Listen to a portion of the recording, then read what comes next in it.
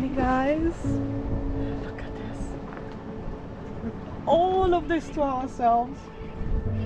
So nice.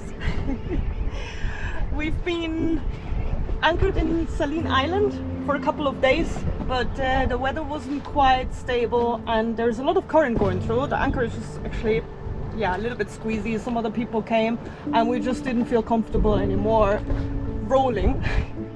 So we came over here. This is near Frigate Island. It's actually just a mile of Saline.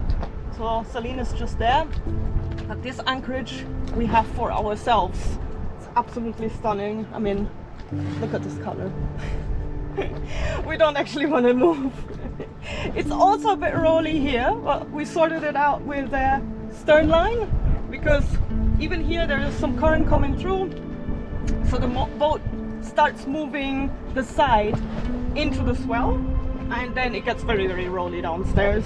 So to just make it more comfortable for us, we put the stern line and yeah, we're just waking up in paradise.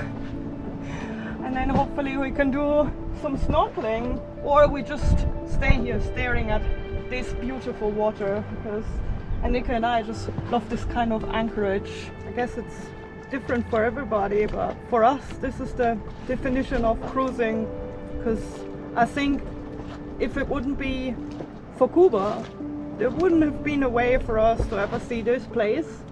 I mean, yeah, if we actively looked for it, of course you can reach it, but like this we just kind of discovered it by ourselves. I mean, we came just to find a quieter anchorage. And then as we approach this place here, we realized there's a big sandy patch because there are quite a few other anchorages that we found around here and they have very dark bottom because all of the islands are actually volcanic origin. So you get very, very dark sand in one place and then white sand in another. But it's always kind of a surprise because even on the nautical charts, obviously it just says there's sandy bottom or there's rocky bottom. So we researched by that. Waking up and seeing this off the stern, just instant happiness. Our invention with the stern line was working this morning. It was so calm and flat, and now I think the current is changing. It must be the current because the current is stronger than the wind, and now every now and then you get like a tug on the boat. So I'm not sure how long we can stay around here because we still have an overheating engine as well and the holding is just not that great. But again, we're gonna make the best out of it while we're here and we are gonna go snorkeling in a minute. But before we do that, I would like to introduce this week's sponsor to you, AG1. AG1 is a daily foundational nutrition supplement that supports whole body health. And I really enjoy drinking AG1 in the morning because it's so simple. We don't need to cut any vegetables, any fruit. It's just really one step to prepare it.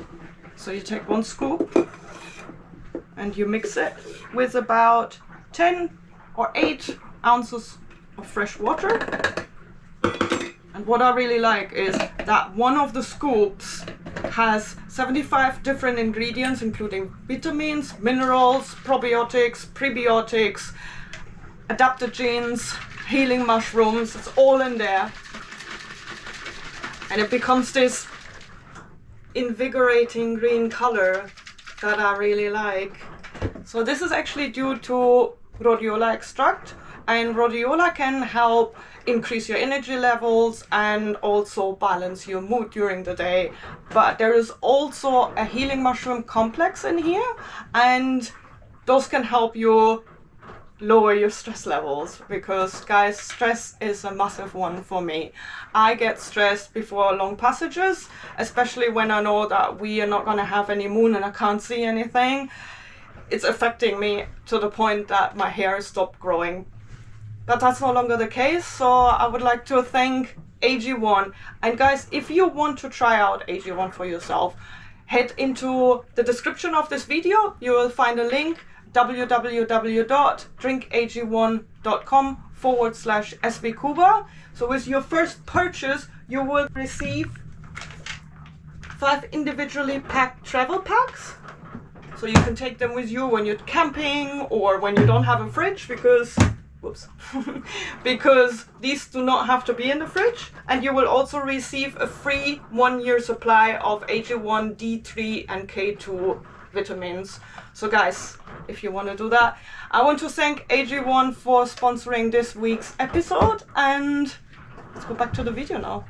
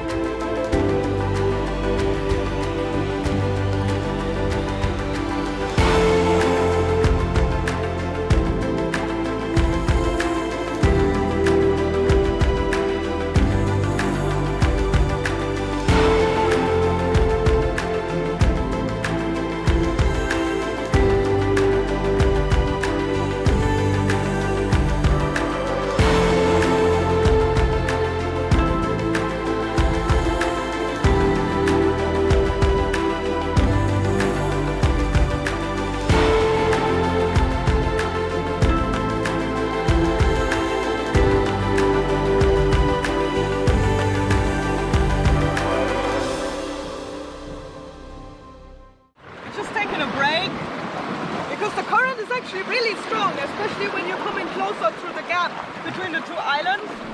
But there's not that much to see. The current is about maybe 2.2 knots, which is quite high, and we can't really get any further because there's a gap and it opens up and then it gets really strong. The rock is so hot! I know. I'm burning the bum! So what we're gonna do, we're gonna try to float back, which is quite nice, just drift to CUBA. I would be lying if I said that we didn't get drawn into the simple joy of living surrounded by nothing but the sounds and sights of nature. And for a short while, we almost forgot all about the issues we had with our overheating engine. So it was time for us to go back to civilization. When we came to this island, the water was turquoise. Like really, really bright. And then we woke up this morning and the water turned completely green, like emerald. It's just completely different shade. And a local just came by. We actually asked him if he caught any fish just out of curiosity, and he stopped. And we asked him as well why the water looks so different today.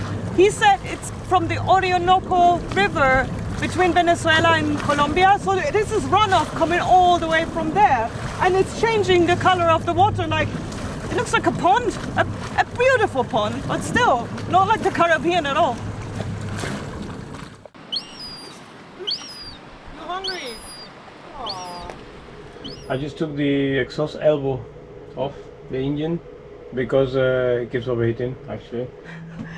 So we thought we're fine, or our engine is fine, but we're really not. It overheated again the other day in storm current. So Enrique took out the exhaust elbow. You can see that's actually blocked inside. Blockage in the, or buildup in the mixing elbow could cause overheating, and there is some buildup. I'm not sure from which side you can see Yeah, it. it looks like a 25% build-up, to be honest. So it's not completely blocked, but it may restrict the outflow. He took the impeller out. This is the old one. Still looks okay, but we just wanted to be on the safe side. And to be honest, I don't longer know what else can I take apart in order to figure this out. And we do want to go out and do things, but we can't really do it while the engine is overheating, because it's very, very dangerous actually. First of all, he overheats and you just buy the reef and that's it, it's game over, because the engine won't turn back on sometime, because if it really overheats, obviously you have to think about expansion in the pistons and everything. Now everything's so tight, and the battery may not actually be able to cope to start the engine again, because that happened a couple of times to us. It wouldn't turn on. I don't know if there's a safety mechanism or it's just overheated to the point that everything's so tight in the pistons that you have to wait. And the engine is fine. It doesn't seem like anything is broken, or it works like a clock. When you turn it on, it's just, you know, like very, very nice. But we don't want to damage it. That's the main problem that we have at the moment. Sarah's gonna clean the exhaust elbow because yeah, get some elbow grease in there, please. Okay. It's felt 1,000 degrees downstairs in the boat. It's way too hot. So in order to clear out the buildup in the mixing elbow, I've come up here into the cockpit where it is slightly more bearable.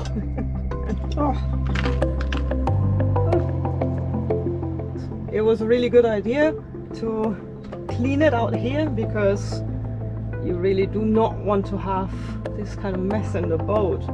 I mean, I think I caught it all on the little baggie that I have here, but ugh. It's very sticky and it's very bad. A couple of times I thought, that's it now, I got it pretty clean, and then I poked the screwdriver into one more corner and more stuff kept coming out. I mean, look at this.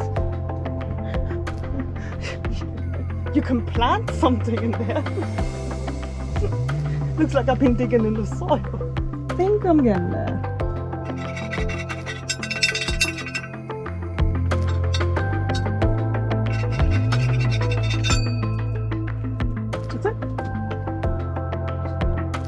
Now it looks like a pipe again, from the inside and from the outside. Welcome to the extremely hot engine room. Well, this is the engine room. I'm in the cabin, but it is still so hot. Okay, we really do not want to spend any longer without this one attached, because we can't run the engine at all. I just had a conversation with Enrique, and yeah, if we would try now, it would be disaster. So let me get this in as fast as possible. I've got my stuff here. So I got Permatex, which is gasket material that we just picked up as well from the chandler here around the corner, Budget Marine. So I'm just gonna put a bit around here and as well around the engine where it needs to be. Nice. See, if I'd invent this, I'd call it Smurf paste. We actually used the last gasket material that we had on the heat exchanger, and as well it was about to go off. It didn't want to dry properly, so if you got that stuff lying around for a while, make sure it doesn't have a pinch or anything like that, because this stuff does go off.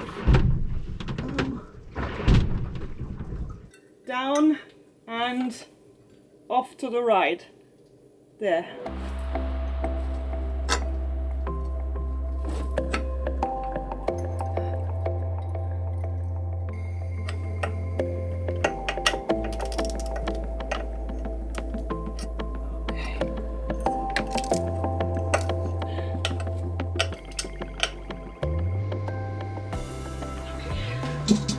Okay guys, I've tightened these up now.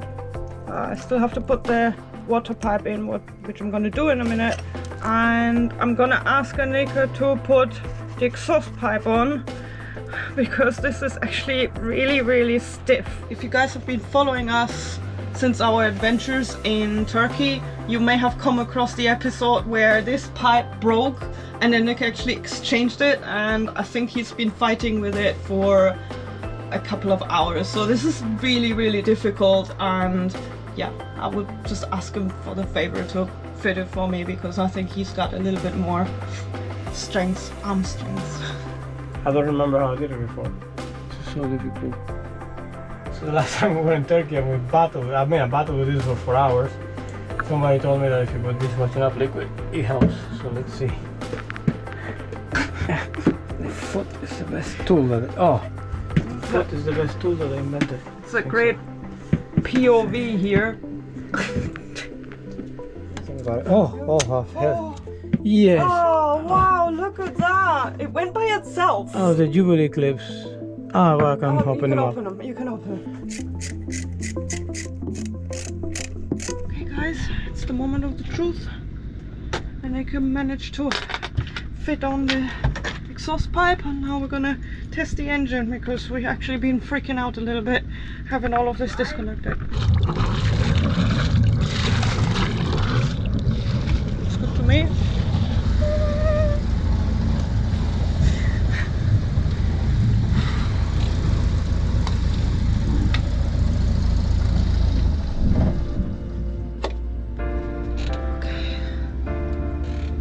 No longer waking up the neighborhood. Join us next time on SV CUBA. That's getting worse. We don't actually have an engine at all.